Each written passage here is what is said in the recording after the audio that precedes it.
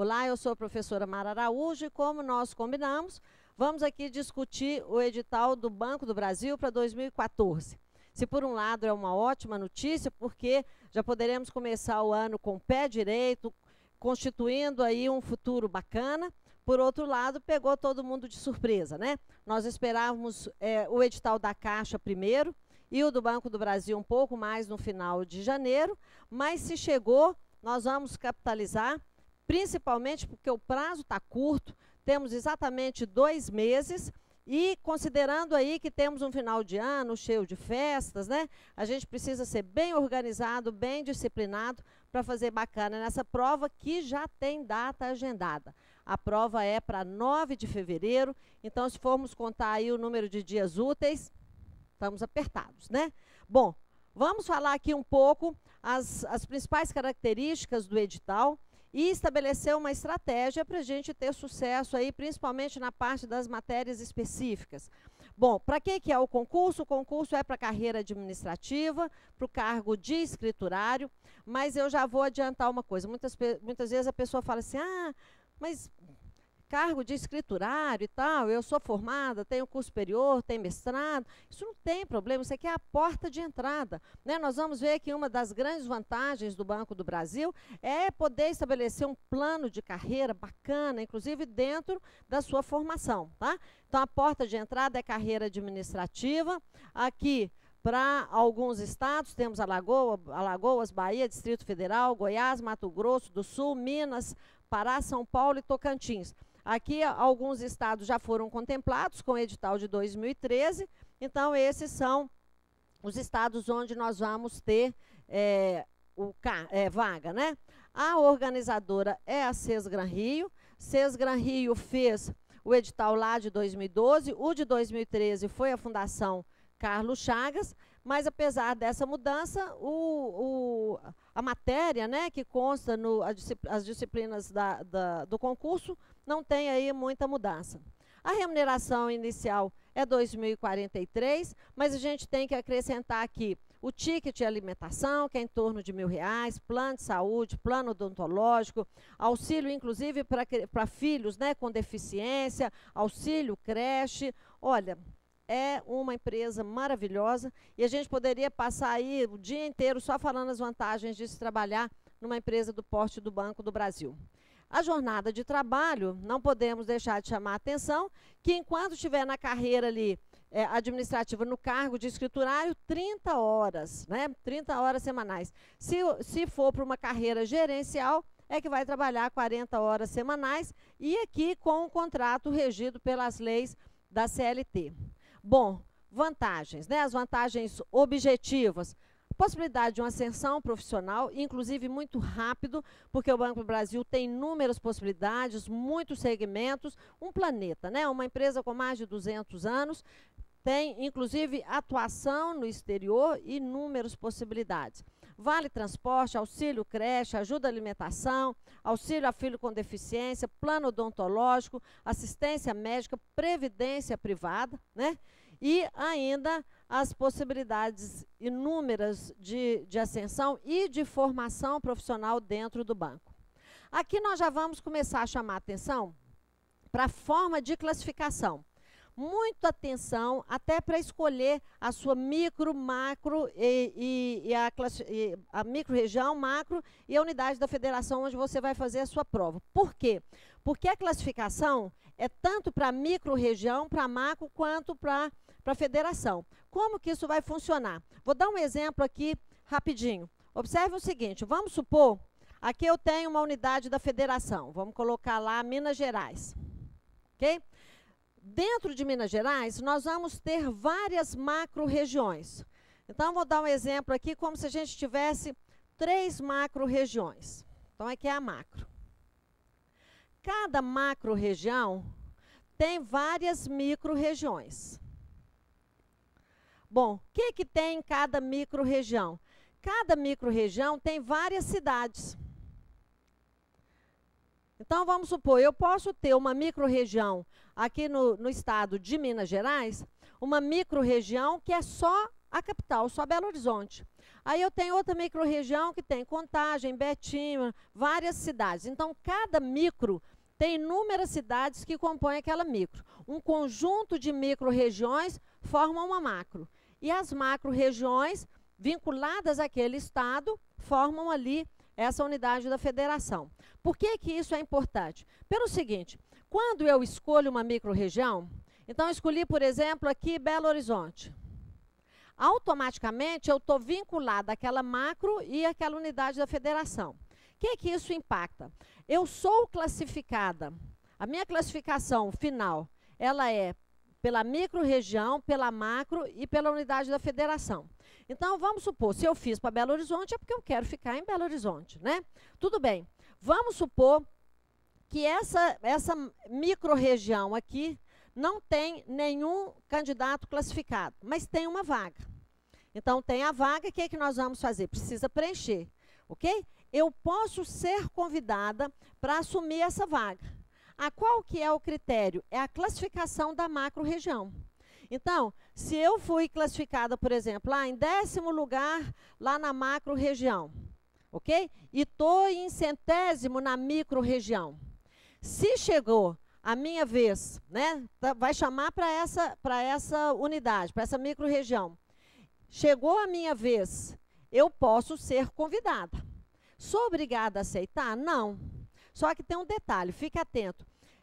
O Banco do Brasil só chama para assumir uma vaga em outra micro-região, que não foi a que eu escolhi originalmente, uma vez. Então, se eu não escolhi, eu saio da classificação da macro-região. E aí eu vou concorrer só na micro-região que eu escolhi originalmente. Se na minha micro-região só tinha Belo Horizonte, eu saio, eu perco a possibilidade de assumir em outras cidades, vinculadas, né, a outras micro-regiões, e aí eu faço parte só da minha classificação. Qual é o risco? O risco de não chamar a quantidade de pessoas que estão na minha frente. E a situação da macro? Tem uma vaga naquela macro-região, que é um conjunto de micro, né? Aí não tem ninguém classificado naquela localidade. Qual o critério? Posso ser chamada? Posso, mas aí vai seguir o critério da classificação da unidade da federação. Aí, se eu não quiser, mesma coisa, chama uma vez só, aí eu saio da classificação nacional e vou me manter ali apenas na classificação da macro-região, ok? Então, fique atento, observe a quantidade de cidades que tem, porque, evidentemente, mais cidades pode ter mais possibilidades, mas observe também a quantidade de vagas que tem em cada uma dessas micro-regiões, tá? Bom, como que é a inscrição? Exclusivamente via internet. Nós estamos com a inscrição começando hoje, né, dia 12, vai até 7/1. Não deixe para a última hora, porque o site da Sesgran Rio pode ficar difícil de acessar. Ontem, para baixar o edital, nós vimos que já estava congestionado. Pague a inscrição de R$ 40. E aí, para verificar, para confirmar a sua inscrição, direto no site, a partir de 5 de fevereiro. A Sesgran Rio não vai mandar o comprovante para sua casa. Você tem a responsabilidade de conferir se está tudo ok e de fazer a impressão. E se eu fiz para uma determinada região, mudei de ideia, posso ir lá estornar? Não. Cancelar? Não. Posso ter meu dinheiro de volta? Também não. Mas se você fizer outra inscrição, ou seja, se a Sesgran Rio apurar que tem 2 inscrições no nome da mesma pessoa, ela vai pegar a mais recente, ok? Então, aí você teria aqui uma perda relativa ao valor da inscrição. Tudo bem. Qual é o prazo de validade? 1 ano, prorrogável por até mais 1 ano. Normalmente tem sido assim, então a prova vai ser em fevereiro só que não começa a contar da data da prova, não. Começa a contar da data do edital. Então, esse concurso vai vencer em dezembro de 2015, se for prorrogado, como normalmente é. Aí as etapas, como é que funciona? 3 etapas. Isso aqui nós precisamos estar muito atentos, tá? Para montar uma estratégia bacana. Primeira etapa. Nós temos provas objetivas de caráter eliminatório e classificatório. Quantas questões? 70, ok? Só que essas 70 questões, elas têm pesos diferentes. Então, depois da gente fazer a pontuação, a ponderação, ela vai valer 100 pontos, ok? Então, primeira etapa vale 100 pontos, e nós vamos ver que a segunda etapa, que é a redação, também vale 100 pontos. Tá? Como que é distribuída aqui, distribuídas essas 70 questões? Então, tenho 25 questões de conhecimentos básicos e tenho 45 questões de conhecimentos específicos. Ah, como que é o formato da questão? Enunciado A, B, C, D, E, temos que escolher uma. Ah, se eu deixar em branco, eu perco, né, como é o caso quando a organizadora é CESP? Não. Se você não marcou, ou rasurou, ou marcou duas questões, você vai perder aquela questão, tá? Vai ficar com 0 naquela questão, mas não vai anular uma questão que você já acertou, tá? Então, eu tenho aqui 25 de conhecimentos básicos, 45 de conhecimentos específicos. E a segunda etapa? A segunda etapa é a redação de caráter eliminatório. Já vou chamar a atenção aqui, mas nós vamos falar disso novamente um pouco mais à frente. Aqui, só vai passar para a segunda etapa quem conseguir a pontuação mínima, que nós vamos chamar a atenção, na primeira etapa, ok? Então, eu tenho que passar na primeira etapa, depois eu vou fazer a prova de redação. Só que a redação, ela é eliminatória, ok? Se você conseguiu passar na primeira e na segunda etapa, como é que vai ser a classificação? A classificação vai ser com base só na sua pontuação da primeira etapa, porque aqui é só eliminatório. Se você não conseguir, como nós vamos ver à frente, o mínimo exigido, que é de 60% na redação, você está fora, ok? Ah, não, passei, consegui lá 80%. Se eu conseguir uma pontuação muito grande na redação, ela muda a minha classificação? Não, porque a classificação aqui é só pela sua pontuação da primeira etapa. Ah, depois que eu passei na primeira e na segunda, resolveu? Já acabou? Não. Aí são os procedimentos de perícia médica, né, os procedimentos admissionais, que são de caráter eliminatório. Aqui eu vou só chamar a atenção, acesse o edital, porque muitas vezes eu recebo e-mail assim: ah, Mara, eu tenho lá uma restrição cadastral, tive um problema no meu nome, tive um envolvimento aí com alguma coisa ilícita. Isso é impeditivo? É impeditivo. Para fazer a prova, não, tá? Mas para você ser contratado, sim. Então, se você teve ali uma pendência nos últimos 5 anos, comece a olhar de uma vez, porque você tem que tirar lá aquela folha de antecedentes criminais, tem que ter várias certidões negativas. Então, vai ajeitando aí o nome, porque depois de passar, não conseguir entrar por causa de uma pendência cadastral, é complicado, né? Então, dê uma olhada lá, quais são as exigências, né, do ponto de vista de cadastro, para não passar apertado depois. Bom, isso aqui é a parte já importante para a gente montar a nossa estratégia de estudo, tá? O que que nós temos? A prova de conhecimentos básicos vai contar, então, 35 pontos, ok? Vamos fazer aqui, traduzindo para cá, o que que nós estamos discutindo. Então, o que que nós vimos? Nós vimos que a gente tem 70 questões. Então, no total. Então, eu tenho 70 questões. Dessas 70 questões, eu tenho 25, que é de conhecimentos básicos. Só que depois que a gente ponderar, isso aqui tem que dar o quê? 35 pontos. Ok? Como é que é essa ponderação? Ó, língua portuguesa, eu tenho 10 questões, cada um vale 1 ponto. Então, português vai somar 10 pontos. Depois, eu tenho lá raciocínio lógico matemático, 10 questões, cada uma vale 2 pontos. Então, matemática aqui, observem que matemática aqui está valendo mais do que português, 20 pontos. E depois, atualidades do mercado financeiro, 5 questões, cada uma valendo 1 ponto. Observem que atualidades do mercado financeiro, ela está nos conhecimentos básicos. E depois, conhecimentos bancários, que entra mercado financeiro, está na parte específica. O que que vai entrar aqui? Cenário, mas sempre com foco do mercado financeiro, né? Que nós vamos ter lá um vídeo separado sobre esse assunto.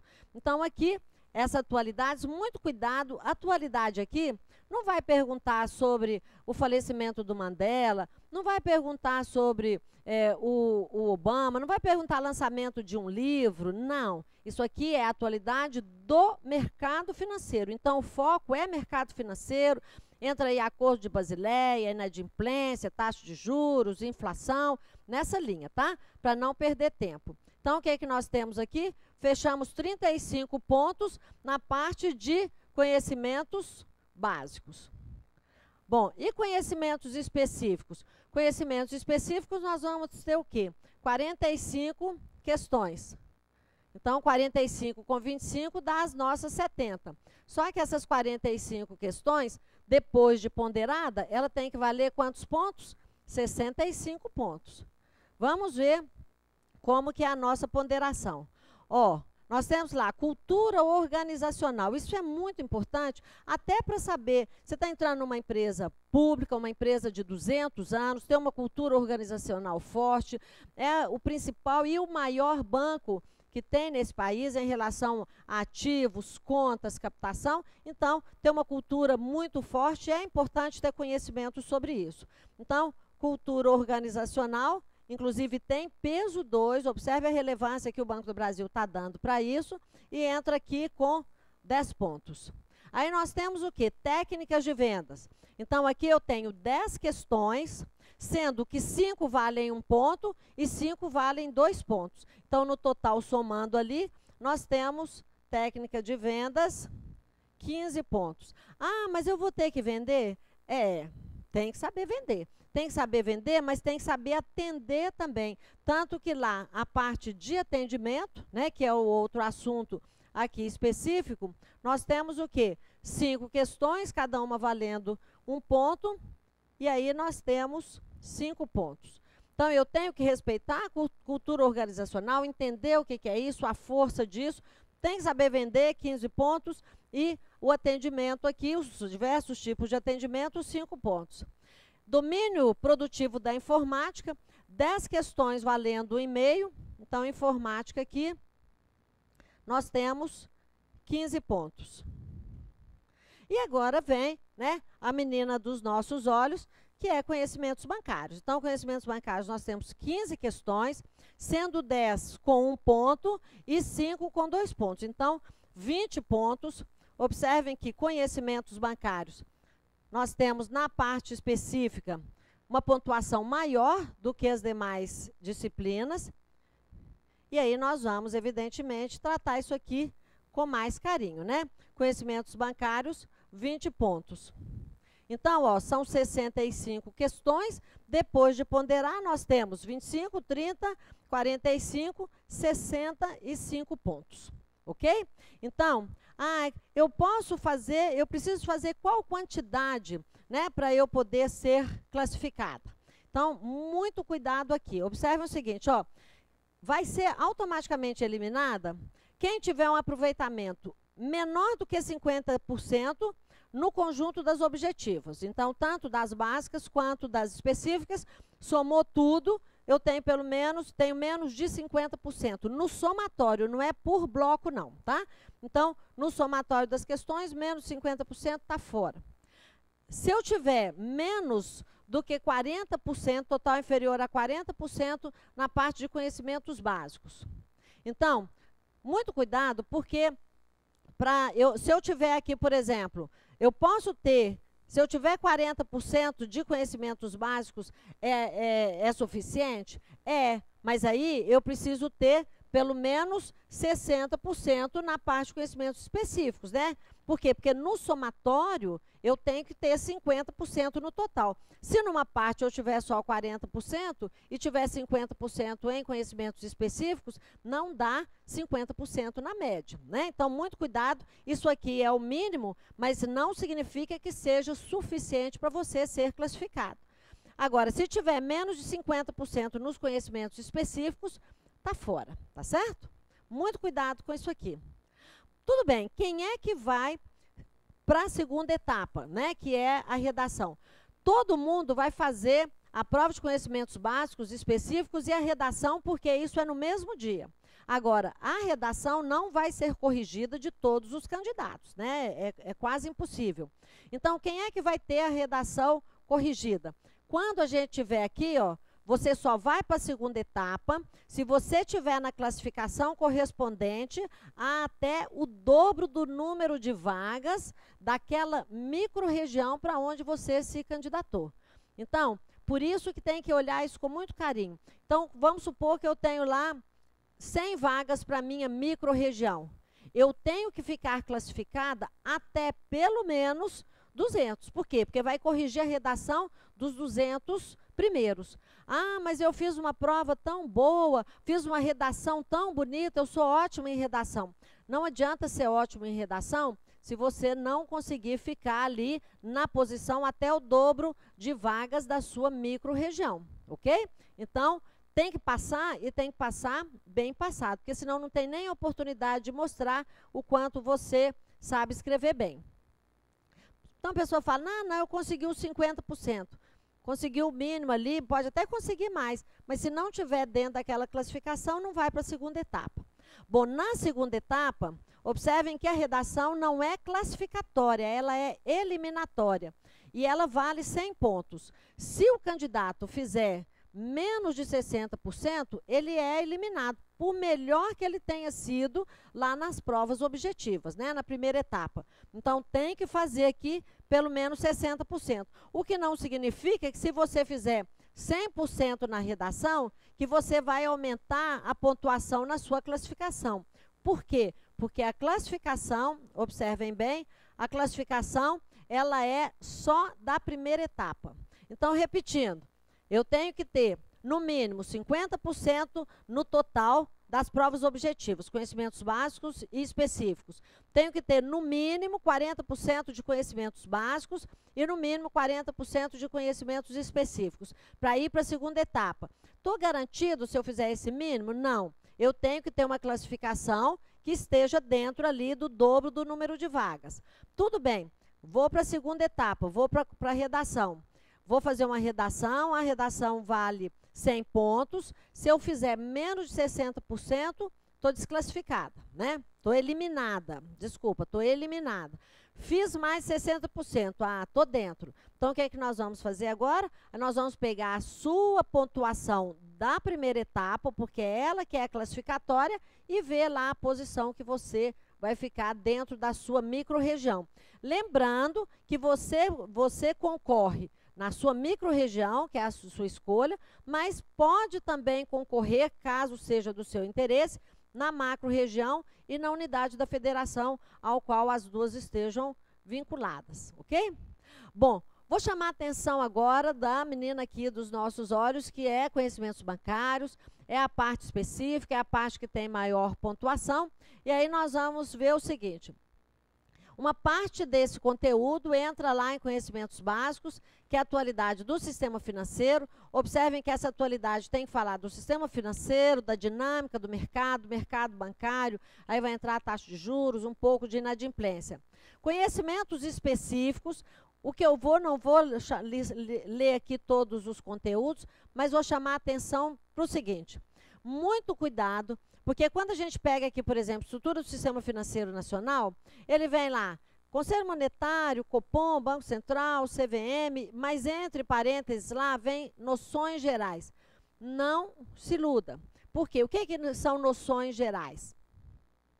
Ah, Mari, é ali, só uma visão superficial. Não é, porque a última prova da Sesgran Rio, que foi aqui, noções gerais, não caiu só noção geral, como também não foi da Fundação Carlos Chagas. Então, estude com fé, entre no nível de detalhe que a gente tem estudado, porque noções gerais é muito amplo e ele pode cobrar tudo, como pode cobrar só superficialmente. Historicamente, não cobra só noções gerais, tá? Ou cobra, e não tem como entrar com recurso e falar, não, isso aí é muito aprofundado, não é noção geral. Não, vamos estudar para ficar ali dentro de, no máximo, o dobro do número de vagas da nossa micro-região. Então, tudo que tiver noções gerais, nós não vamos nos iludir, vamos estudar ali no detalhe. O que eu vou deixar aqui para você observar com bastante carinho? Alguns dos conteúdos eu coloquei em vermelho, ok? Vários conteúdos.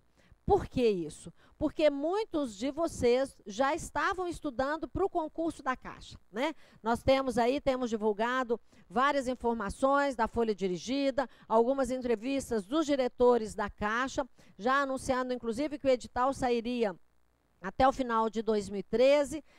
Divulgamos essa semana que o edital vai sair início de 2014, mas o Banco do Brasil estava ali mais sossegado e a maioria das pessoas estão colocando um gás primeiro na Caixa. Então, muitas vezes fala, Mara, e agora? O que eu faço? Eu perco? Eu tenho que fazer um curso inteiro do Banco do Brasil? Olha, se o tempo for curto, você tem a opção de estudar o quê? A matéria que foi adicionada.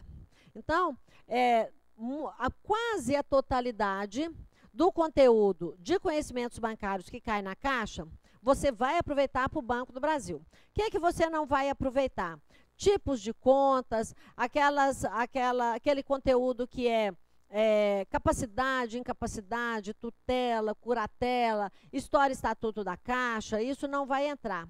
Mas o resto, a grande maioria, sim. Só que nós temos matérias adicionais do Banco do Brasil. O Banco do Brasil cai bem mais coisas do que da Caixa. Então, o que a gente tem aqui de adicional?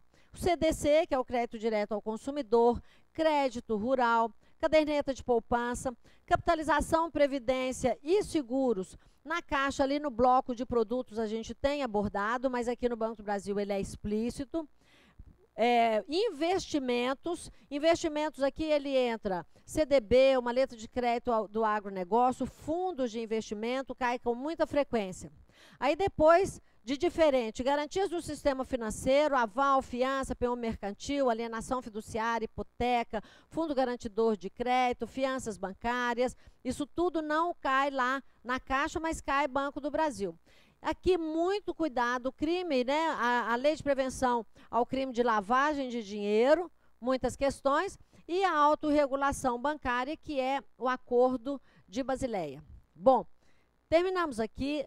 Não fique de cabelo em pé. Nós temos aí, o tempo está apertado, né? Não é uma maratona, mas com bastante disciplina, com planejamento aí de estudo diário, né? Mesmo ali no dia 24 de manhã, no dia 31, não deixe de dar pelo menos uma olhada e faça bastante exercício. Se o tempo estiver curto, assista no formato de videoaula, tanto de conteúdo, videoaula de exercício ou questões comentadas, que evidentemente você vai ter um sucesso muito grande e vamos comemorar juntos. Começando o ano novo com o pé direito, muito boa sorte para você.